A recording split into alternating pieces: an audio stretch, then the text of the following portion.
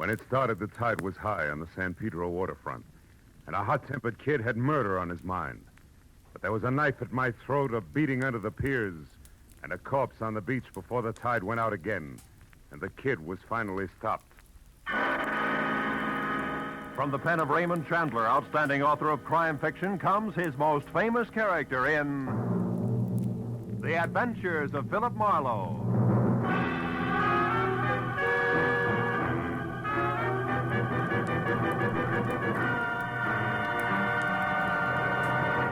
Now, with Gerald Moore, starred as Philip Marlowe, we bring you tonight's exciting story, Night Tide.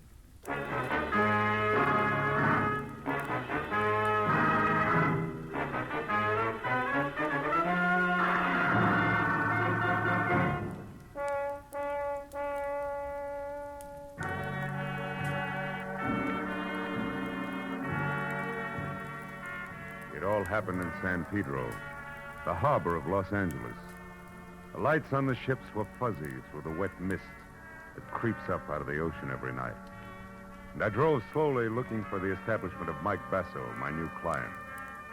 One side of the crooked street was nothing but the smell and the sound of oily salt water sloshing through the pilings beneath the piers. And the other side was a tangle of warped, dingy buildings, equipped to satisfy the thirsts of reckless men who never get beyond the waterfront of any port.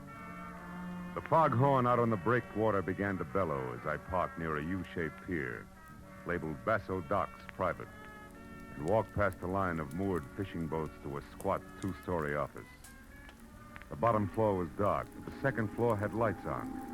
So I started up the steep wooden stairs and was halfway to the top when I caught the voices. I don't want dumb excuses, Sharp. One I'd already heard over the phone when I was hired. It was my client, Mike Basso. But you make them jump or I'll get somebody who can. These boats got to be handled faster. Why, even the crook Johnny Dyke was better on this job than you are. Johnny Dyke? Why, I oughta... Get out of my way. The big guy with the Latin jaw shoved past me and stomped down the stairs. So I went on up into the office. Mike Basso looked like a block of concrete, his 220 thick pounds hunched over a scarred, roll-top desk. But as I walked in, he swung a heavy bulldog head around and glared at me. You never heard a knocking first, I guess. You Marlowe? That's right. The moose that just left here got me all out of the mood for courtesy. That's Sharky, my crew pusher. Yeah. Good man, but slow. Come here. Sit down. We got other business. Have drink cognac. Thanks. Okay? Now, there's a hothead punk by the name of Johnny Dyke. I sent him to prison 3 years ago for stealing money from me. I made it as tough as I could for him. Any special reason why? Sure. Because I trust a fellow who works for me. Uh-huh. Johnny Dyke used to have Sharky's job, but he took advantage. When the police grabbed him and found my money in his own house, he squealed like a pig and said he was framed, like all cheap punks do. How does this get around to you wanting a private investigator? Because Johnny Dyke is out of prison. Got out yesterday on parole. And he's back in town now. Hey, you. What you looking at? Your clock. How come it says 11:30 at 20 to 8? It's electric. It was turned off last night, and I didn't start it yet. Now, look. I was here with Ed Giles when he heard some noise on my private launch out there. He went down to see about it, and... Who's Ed Giles? My general manager. While he was gone, the lights went out in here. That's when I got clubbed on the head. When I went down, I got kicked around. Plenty. I'd be killed right now, but Sharky happened to come along, and the guy was scared off of me. Did you happen to see who it was? No, Ed Giles did. He got a good look. He admitted it. Only he claims he don't know who it was. But he lies. On account of he's an old friend of Johnny Dyke's. Well, maybe Giles isn't lying. What makes you so certain it was Johnny who slugged you? They found this. Just a book of matches, huh? Mm-hmm. But see how the edges are crimped. Johnny Dyke always did that. He's nervous, all the time fidgeting. Sure. He might as well have left his calling card for me. It was Johnny, all right. Okay, Basso, but before you get too far in, I'll tell you something. I don't go in for bodyguarding. Who wants a bodyguard? Here's what you do, Marlowe. Find that punk, See what he's got in mind. He beat me up once. Maybe that's all he wants. Or maybe he's coming back to put a knife in me. Just find out and let me know. That's all.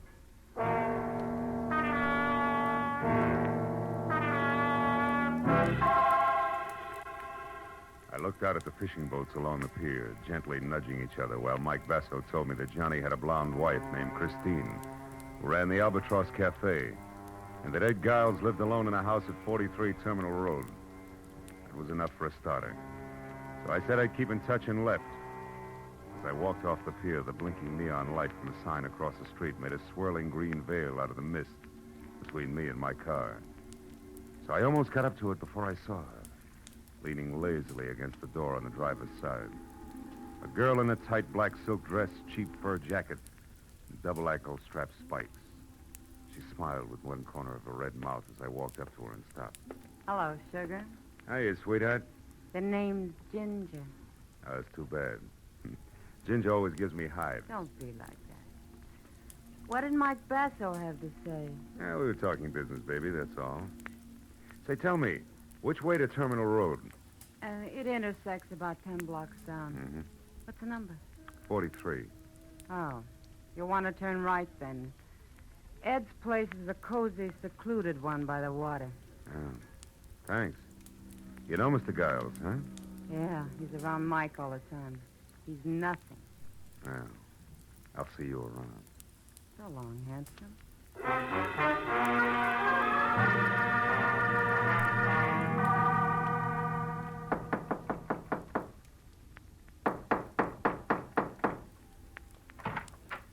Yeah? You want something? You Giles, Mike Basso's man? Yeah. So what? I'm Marlowe, private detective. I'm looking for Johnny Dyke. Why'd you come here? Is you're a friend of his, the only one? I haven't seen or heard from him, so I'm afraid I can't help Now, you. wait a minute. Let's go inside. I'd like to talk about the Hey, kid. now, look. He's put himself in a pretty hopeless situation coming back here to Pedro. What do you think? Because he's got enemies like Mike Basso and Sharkey? Yeah. What's he going to do? Fight it out or be smart and leave town? Listen, private investigator, I told you once. I don't know because I haven't seen him. You're a liar. You saw him last night. You're working for Mike, aren't you? Get up, beat it. Don't shove. I'll shove harder than that, brother. Okay, Giles. We'll try it the hard way. Now, where's Johnny? I don't know. Come on, get up, get up. Let's play again. You saw him last night, didn't you? Didn't you? Oh, all right. I saw him about 11:30. I was standing on the deck of Mike's launch when I heard a commotion and looked up. I saw Johnny jump down the stairs from Mike's office and run off the pier. I haven't seen him since, and that's the truth. Okay. Sorry I had to make a squeal on a friend. Now, where's the Albatross Cafe? The Albatross? Yeah. On the corner of Front and Castle Avenue. But look, can't you leave Chris out of this? She's a good kid. She's been through a lot already.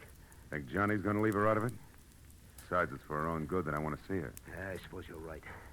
But I'll tell you something for your own good, too, Marlowe. If you find Johnny Dyke, don't push him too hard. He was tough before he left. Now he'll have rawhide for brains. Depend on it.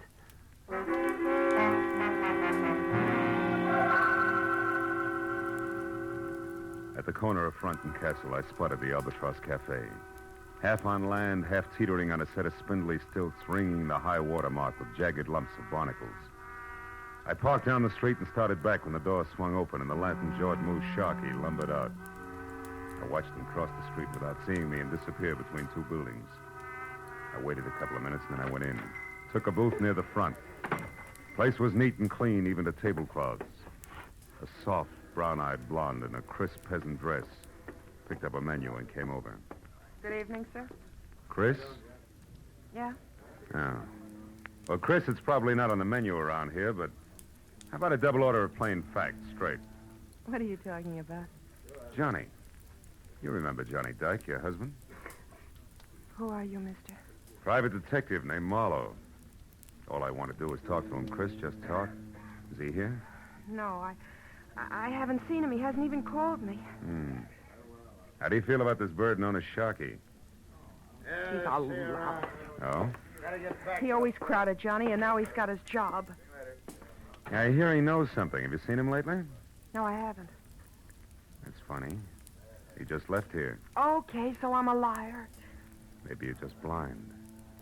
I've heard that love does that, baby. Maybe. Is there any skin off your nose? No. Cigarette? Then how about a match for me, huh? I suppose so. Let's see. Yeah. Here. Thanks. Hey, these are cute. That crimp border around the edge, especially. The one put there by somebody's jittery thumbnail, huh? Listen, Maybe your eyes are bad. Maybe not, Chris. But you better do something about your nerves. They're shot. Good night, baby.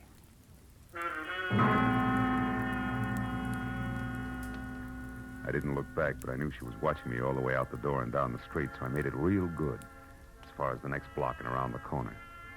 Then I doubled back fast and stayed in the shadows until I got within sight of the Albatross Cafe again.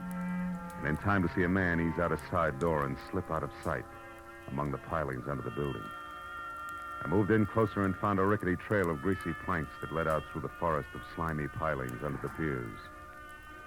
I'd have felt better on a tight rope, but it was home ground to Johnny Dyke. I felt my way slowly along the slippery planks. And from behind the piling, an arm like steel springs snapped under my chin while a hand pressed the point of a long, thin knife with a curved white handle up against my throat. You said you wanted to talk to me, Marlowe, so talk. But fast, because I don't have much time. Ease up on my throat, will you? Okay. There. Now, you're a sucker. Why don't you try to give up? Trying to even the score. Get out of town and forget it. Yeah, sure. Sure, to you, that's easy. You didn't spend 3 long years in the cooler for something you didn't do. I'm going to get even, all right. I don't know how for sure yet, but I will. You wind up right back in the coop, sucker. If it keeps this time, is it going to be worth it? Could be. I was a good boy up there. Every time I wanted to slug a guard, I said, Mike Basso to myself instead. Now I got it all bottled up inside me.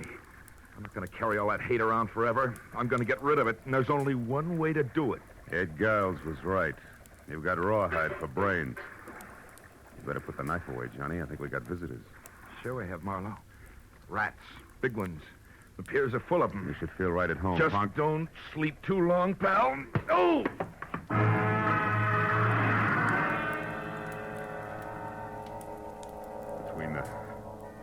Between the throbbing in my head and the numbness across my shoulders where my back had struck the planks, it took me 5 minutes to get to my feet and another 5 to climb up to street level.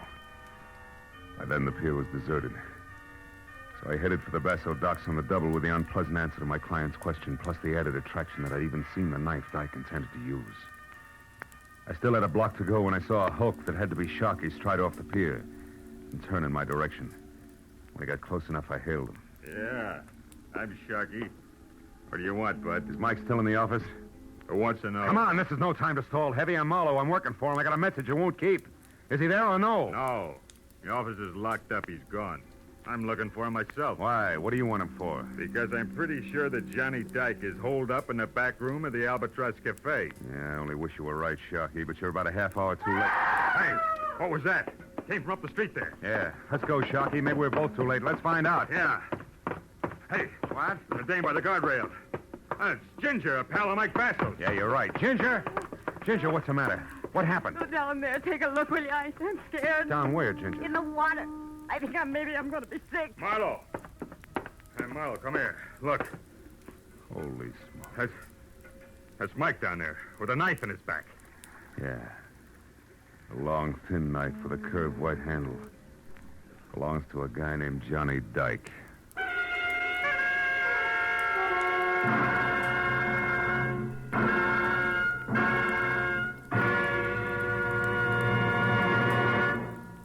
In just a moment, the second act of Philip Marlowe. But first, he may be a close neighbor of yours. At least he lives quite near you. You go to the polls, you elect him, you bid him farewell, trusting him to represent you in Washington. From then on, what happens to your congressman in the nation's capital? What pressures are brought to bear on him?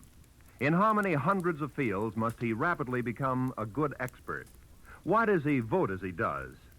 Tomorrow night on CBS, you'll hear Ralph Bellamy, star of radio, stage, and screen, playing a typical freshman congressman in the 81st Congress. His story will be a drama taken from interviews and talks with many regular congressmen, with Washington experts, with politicians, with voters like yourselves. This CBS documentary unit drama, The People's Choice, starring Ralph Bellamy, will come to you over most of these same CBS stations. Now, with our star, Gerald Moore, we return to the second act of Philip Marlowe and tonight's story, Night Tide.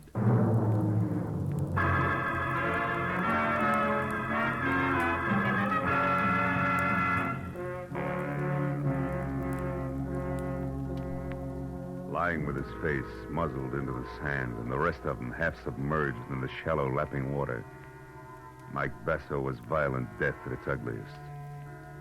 Ginger turned and walked slowly away from us, trembling like a wino caught in the morning sun. But I told Sharky to go get the police. And I headed for the Albatross, where I figured I might get a lead on Mike Basso's murderer. When I got there, I skipped the formality of the front door and quietly moved around to the back, where I entered without knocking and made my way along a narrow, dusky corridor as far as a half-open door labeled Private, where I met Christine Dyke talking on the telephone. She looked up and gasped at the sight of me and then slammed the phone down abruptly. I was willing to bet that the party on the other end had been husband Johnny. Nobody else. What do you want, Marlowe? Most of all, one Johnny Dyke in handcuffs. Don't bother with the my man pitch, honey, because at the moment the lyrics will make me sick. I just left a corpse that used to be Mike Basso. Basso. Dead, Marlowe? Yeah. All because of Johnny's knife that's sticking in his back, Chris. No. No, Marlowe. Johnny wouldn't do a thing like that. He couldn't. You're wrong, Chris. He did. Now, where is he? I don't know. You're lying, baby. You were just talking to him on the phone. You gotta know. No, I don't. He didn't say where he was Oh, what? or anything about Basso being dead, so don't move, Marlowe. Well, husband with knife, wife with gun. Charming couple. Never mind that. I'm not going to see Johnny in trouble again for something he didn't do. So get in that closet, Marlowe, where you'll be out of the way. Now. All right. In it is. But first, baby, a word of advice. He isn't worth it, believe me. I don't. So get in and keep your mouth shut. The closet in Chris's office, which doubled as a storeroom for the restaurant, had no window and a 3-inch thick oak for a door. So I was 20 minutes as a one-man mob scene bouncing the inventory around before I was heard. And a little man with a big meat cleaver who belonged in the kitchen opened up and demanded to know what I was doing in there. I heaved the number 10 tomato juice can at him for an answer, started running, and didn't stop until I was outside, in my car, and pointed for Ed Giles' cottage. The only other place I knew where Johnny Dyke might go for help.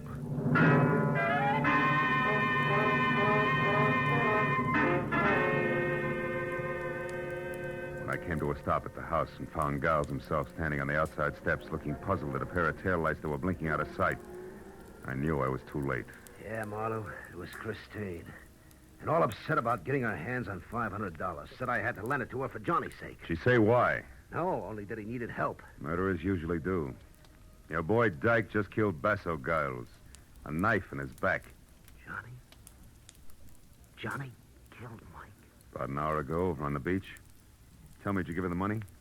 Ah. She ran out of the house before I even got to my safe. Without saying anything? Without saying a word, Marlowe. I wouldn't even know she was gone yet if I hadn't heard...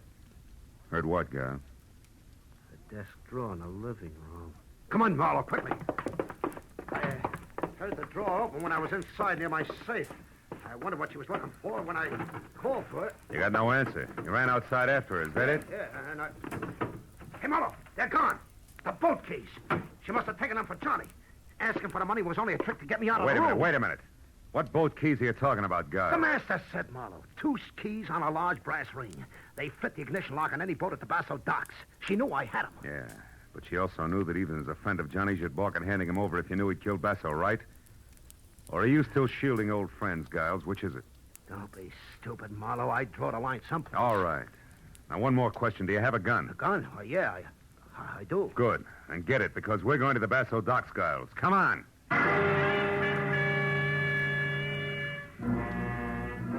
Both piled into my car, and in something less than 10 minutes, ripped through the wide, empty streets to the Basso docks, which were 2 parallel piers set about 100 feet apart. and jutting out deep into the bay with more than a score of boats moored to the inward side of each. But when we were out of the car and saw nothing of Johnny Dyke or the girl, and heard no sound other than the dull thump of wood on wood and the rhythmic slap of water against the hulls, I decided that we should split. And I told Giles to search one pier carefully while I took off for the other. But a minute later, just as I started out alone over the oil-soaked planking, I remembered the panoramic view of the docks I'd gotten earlier that evening from Basso's office. So I stopped, then turned and ran for the flight of wooden steps that led to it. I was halfway up them when I stopped again. There was somebody ahead of me and with a key opening the office door.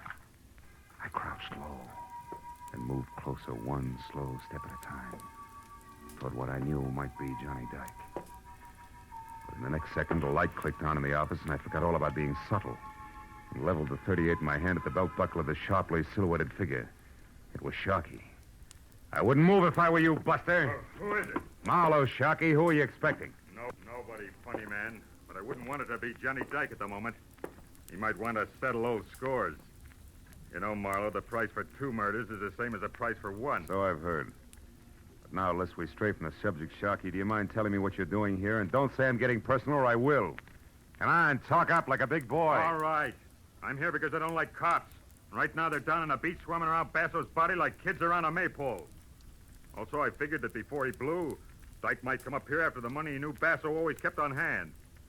Satisfied? In a word, no. Why not? Because I buy the switch first. You're here, Sharky, to steal that dough and let people think that Dyke took it on his way out. You can't prove that, Marlowe. Only because I haven't got time. You see, Sharky, it's an odds-on bet that Dyke's out on one of those boats right now. Just waiting for the... What is it, Marlowe? Sharky, what time is it? Huh? The time! Quick, what is it? But it's 11:35. Why? What's that got to do with Dyke shoving off? From where I stand, everything. Now, look, Sharky, get back down to those cops. Get them up here. And... Hey, Marlowe, look. Over there at the end of the starboard pier. It's Dyke. Yeah, and trying to get away. Go on, Sharky. Get to the cops fast.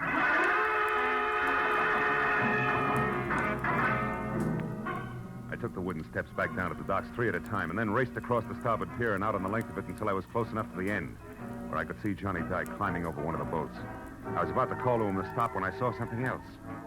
Standing almost opposite me in the shadow of some nearby rigging, gun in hand and taking careful aim at Dyke, was Ed Giles, his fingers slowly closing on the trigger. It was too late for words, so I followed suit and fired before he did. Got him high in the shoulder. You fool, Marlowe. It's me, Giles. Dyke is out there. I know. The man who murdered Basso isn't. He's right here, Giles. Huh? What do you mean, Marlowe? But I just found out you're a liar about seeing Dyke last night from the deck of Basso's launch. You couldn't have. So what? So you weren't shielding him, Giles. You were framing him. Framing him so that you could get rid of Basso and pin his murder on Dyke, who you'd also get rid of while playing public citizen who's helping the private detective apprehend a killer. Well, what do you say, Giles? Is that it? You're a smart guy. Figure it out for yourself. Come clean, Giles, or I'll blow your head off. All right, Chris and I framed Dyke. Chris? Yeah. What are you giving me? Honest, Marlowe. We figured that we'd be in the clear with the money we took from Basso. And with Johnny well tucked away in a big, strong prison. You dirty louse. Keep talking. So we took advantage of Johnny's loud mouth and incidentally of you as well. With Basso gone, I was going to step into his spot. You're the one with the loud mouth, Giles. Well, Little Red Riding Hood. And I went for your line. Funny what a sucker a smart guy can be. He wasn't the only sucker, baby. Johnny! Stay back, Johnny. Shoot if they move an inch. She's got a gun. Shoot him, Chris. Shoot. Come on.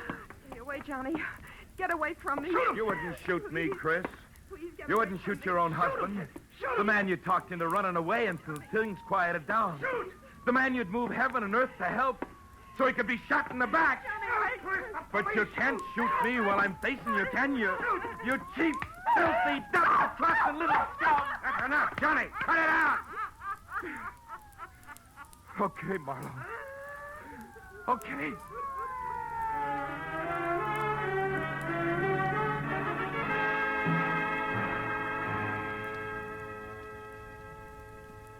It was a long hour of questions and answers before the police were finished. And they'd left with Chris and Giles in tow. Johnny and I were standing alone out on the end of the pier, where I was looking down into the shallow black water below and listening to him try to convince himself that the whole night had been something more than a bad dream. Chris against me. Giles against me from the very beginning, Marlowe. That's right. Giles because he wanted to be in Basso's place. My wife, Chris, because she wanted him. That's right. When Basso hired me to see what you had in mind after that beating he'd taken from what he thought was you, but was really Giles laying the groundwork, I fell into the role of star witness. Somebody reliable enough for them both to play against. Oh. Yeah, I get it.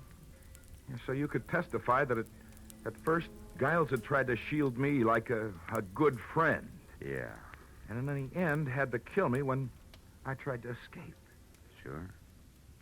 And just to make sure there were no slips, Cress kept feeding you instructions under the heading of wifely advice. Yeah, it practically ran on a timetable, Johnny. Yeah. But there was one slip. I found out Giles was a liar and trying to frame, not shield you. Huh? How was that, Marlowe? Well, look, he said he saw you beat up Basso in his office at 11:30 last night when he was down on the deck of Basso's private launch, investigating a strange noise. Yeah? Well, Johnny, he couldn't have. Because at 11:30 last night, as well as 11:30 tonight, the tide was low. Of course, the launch with it. And from Basso's office, you couldn't even see the launch. Yeah. Or the other way around. From the launch, you couldn't see the office, right? That's it. So in the end, Johnny, you did have a friend who stuck by you. The sea. Yeah. I guess that's as good a place as any for me. Maybe the sooner the better. Any place in particular? No, just the sea. I'll drop you a card whenever I make port, Marlowe.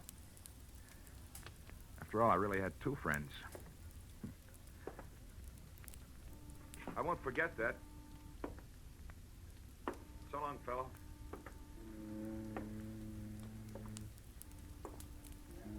I watched him walk away until he'd gone the length of the empty pier and was swallowed up in the emptier night. Then I turned back to the shallow black water beneath me, which, where the sea and the land were close to meeting, was coated thick with oil and dirty and almost stagnant. And I thought a lot about Johnny, people like Chris and Giles he'd mixed with and trusted. I felt sorry for him. But then I looked up a little, away from the water at the pier and out toward the open sea where it was deeper, cleaner. And the further I looked, the cleaner it seemed to be. Then I remembered that was where Johnny Dyke was heading. And I felt better.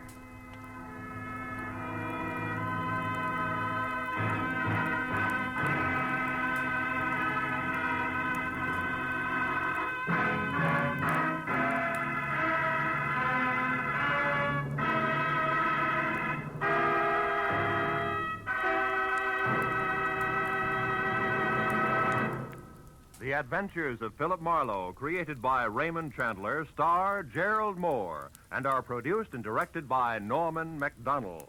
Script is by Mel Donnelly, Robert Mitchell, and Gene Levitt. Featured in the cast were Michael Ann Barrett, Lou Krugman, Howard Culver, Frank Gerstle, Georgia Ellis, and Frank Richards. The special music is by Richard Orant.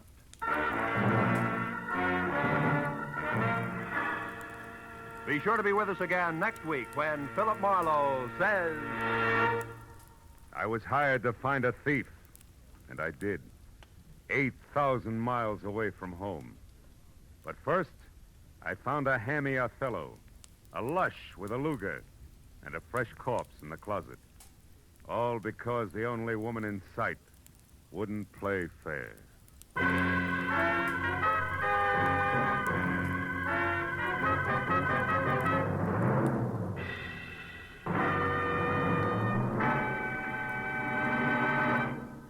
A tortoise told a household pest, goodbye, goodbye. An MD said, you'll pass the test, up in the sky. This is the newest Phantom lyric on CBS's Saturday Night Sing It Again program. And later tonight, over most of these same CBS network stations,